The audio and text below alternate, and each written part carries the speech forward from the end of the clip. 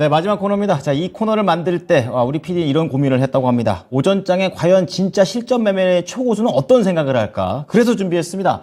정말 힘들게 섭외를 했습니다. 토마토 투자자문의 이종복 전문가입니다. 전문가님, 예, 처음 뵙겠습니다.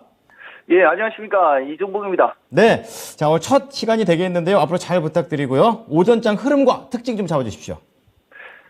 예, 제가 토마토 TV 시청자분들하고 방송이 이제 한 3년 정도 된 것 같아요.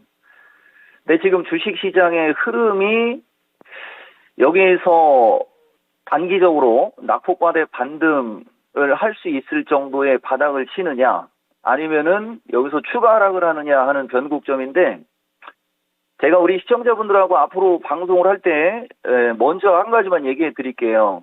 저는 변곡점을 상당히 중시 여기고, 여러분들한테 제가 변곡점이나 어떤 중요한 어떤 시장이 있을 때는 반드시 알려드립니다.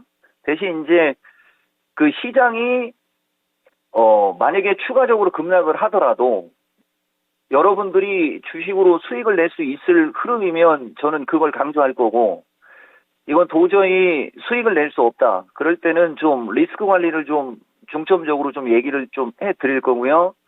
주로 내가 여러분들한테 얘기해 줄 수 있는 것은 시장의 어떤 흐름, 그 다음에 공략할 수 있느냐 없느냐, 여러 가지 이런 거에 대해서 얘기해 드릴 거예요. 그리고 자주 얘기하는 말이 있을 겁니다. 그게 뭐냐면은 해외 시장, 그리고 삼성전자, 그 다음에 선물 시장, 요 세 가지를 좀 자주 얘기해 드릴 테니까 잘 참고해서 대응에 쓰면 좋겠다라는 말씀드리고 오전장 특징 얘기 드릴게요. 사실 오늘 오전장 특징은 특별하게 뭐 여러분들한테 지수적으로 얘기할 건 없고, 개별주 순환매장세다라고 얘기하는 게 맞을 것 같아요.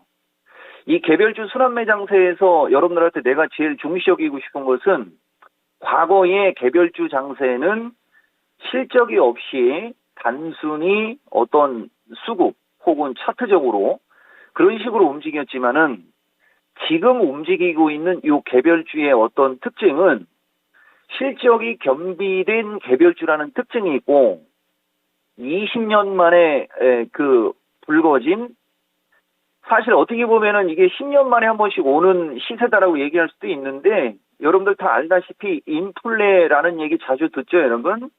거기에 스태그플레이션 얘기도 많이 듣고, 어쨌든 물가 관련한 얘기를 많이 들으실 거예요. 근데 그 물가 관련한 것이 한 번에 꺾이지가 않기 때문에 이 종목들은 장중에 급등했을 때 추격 매수하거나 이래버리면은 재미가 없을 테지만, 지금처럼 어느 정도 주가가 조정을 보이고 많이 밀렸을 때 여러분들이 관심을 가지면 충분히 수익률 게임이 될 수 있는 섹터입니다. 그래서 아마도 이종복이가 여러분들한테 자주 얘기할 것 같아요. 그러니까 잘 참고하시고, 오늘 장은 개별주 순환매 장세 중 사료주하고 음식료주가 유독 강합니다. 근데 현대사료나 이런 한일사료처럼 위로 탁 치고 올라가 있는 이런 개별주는 제가 봤을 때는 지금은 따라다니면 안 되고, 선진 정도 아니면은 이지바이오 요런 정도로, 그러니까 고점에서 충분히 밀린 주식이 이제 반등을 주려고 하는, 대신 지금 각은 원래 상승각이 안 맞아가지고 처음에는 재미가 없을 겁니다. 그렇지만 어쨌든 사료주하고 음식료가 강하고, 그 다음에 이제 2차 전지 섹터가 낙폭과대를 어떤 빌미로 낙폭과대 발판 삼아서 오늘장에 2차 전지 섹터가 움직임이 좋은 것이 오늘장 특징이고요. 그 다음에 제일 중요한 얘기입니다. 대신 이것은 시간 관계상 제가 짧게만 얘기해 드릴게요. 지금 원래 우리나라 시장이 오늘 보다시피 시가에 떠서 나왔다가 지금 밀리고 있죠, 여러분. 이게 나스닥 시장이 추세적인 약세를 주기 때문에 나오는 현상이에요, 여러분.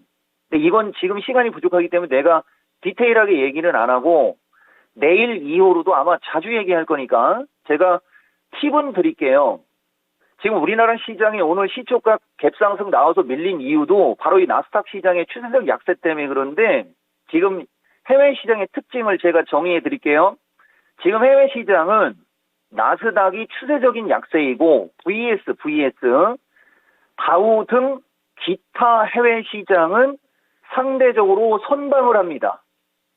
이게 이제 무슨 얘기인지 좀 어려운데 내일 시간에 기술적 분석해 드릴게요. 그래서 나스닥 추세적 약세가 부담이 가는 거고 다우 등 기타 해외 장이 그나마 하반기 경직성이 강해요. 상대적으로 선방을 줍니다. 그래서 우리나라 시장이 개별 종목 장세가 펼쳐지는 이유가 되기도 하는 거죠. 그래서 어쨌든 간에 오늘장 특징은 개별주 순환매 장세 성격이 강하다. 이유, 나스닥이 추세적인 약세를 주다 보니까 지수가 세게 가기는 쉽지 않다. 이렇게 여러분들한테 말씀드릴 수 있습니다.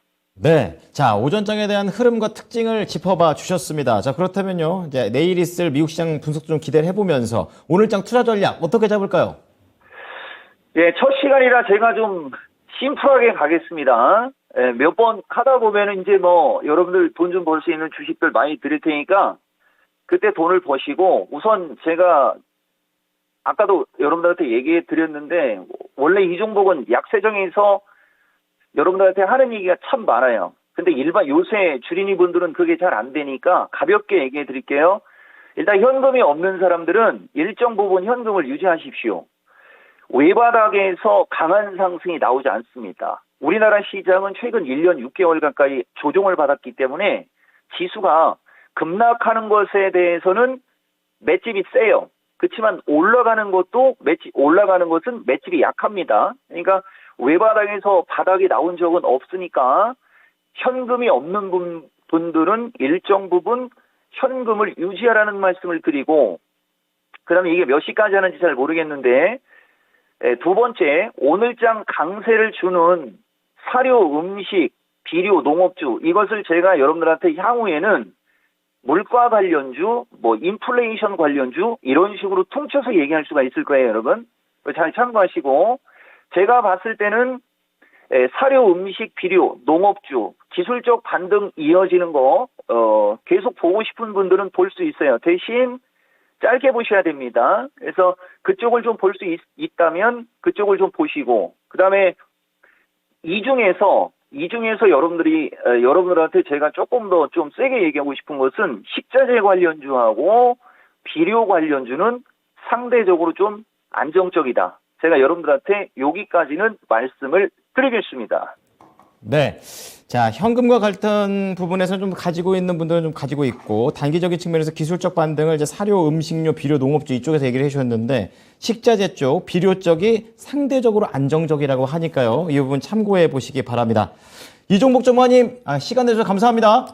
예, 고맙습니다. 이종복입니다. 네. 이종복 전문가였습니다.